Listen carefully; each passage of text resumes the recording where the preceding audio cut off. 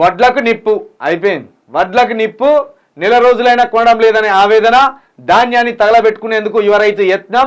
జగిత్యాల జిల్లా గోపాలరావుపేటలో ఘటన.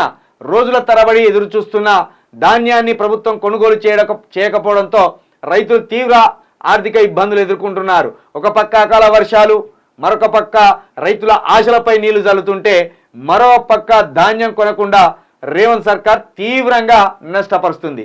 నెల రోజులైనా ధాన్యం కొనలేదన్న బాధతో ఒక యువ రైతు తన ధాన్యానికి నిప్పు పెట్టుకొని అదేవిధంగా తనకు తాను ఆత్మహత్య చేసుకునే విధంగా కూడా తను మనస్తాపం చెందినట్టు తెలుస్తాను.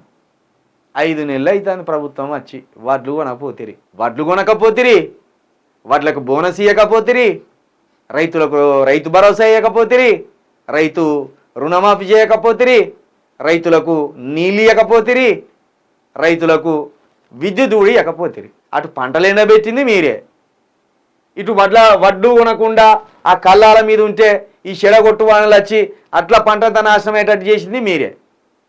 ఇక మీ సోకులు మీరు పడతాను. ఎక్కడ ఎన్నికలు ఉంటే అక్కడికి పోయి టాటా బాయ్ బాయ్ చెప్పొస్తాను. ఇటు చూస్తారేమో రైతులు ఆగమవుతాను.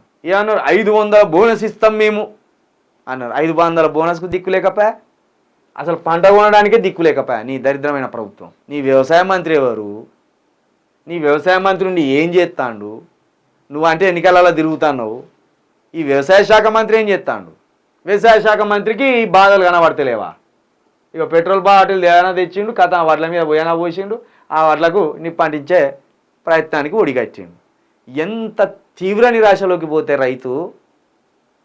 ఒక పంట అంటే ఒక బిడ్డతోటి సమానం. పంటను దాన్ని చిన్న పాపలాగా పెంచి పెంచి పెంచి పెంచి కోతకు తెచ్చుకొని కోసి ఇంట్లో పెట్టుకొని అమ్మాయిలను చూస్తాడు. ఇప్పుడు బిడ్డను పెట్టుకోవడానికి సిద్ధమైనట్టు ఉన్నది ఇది. ఇక్కడ తెచ్చిండ్లు గంత నిరాశలకు పోయి అనే అంత మనస్తాపం తెచ్చేదాకా తెచ్చిండ్లంటే మీ ప్రభుత్వం ఎందుకు, మీ వ్యవసాయ శాఖ ఎందుకు, మీ ట్రెజరర్ ఎందుకు, మీరెందుకు ఈ వ్యవస్థకి? ఆ రైతుకు సమాధానం చెప్పాలి రేవంత్ రెడ్డి గారు. ఇక్కడికి వచ్చింది కథ. జగిత్యాల గోపాలరావుపేటలో ఈ ఘటన జరిగింది. చెప్పుర్రి గారు రేవంత్ రెడ్డి గారు సమాధానం చెప్పుర్రి. ఇన్ని జరుగుతా అంటే కూడా దునపోతు మీద వర్షం పడ్డట్టు ఉన్నది మీ కథ.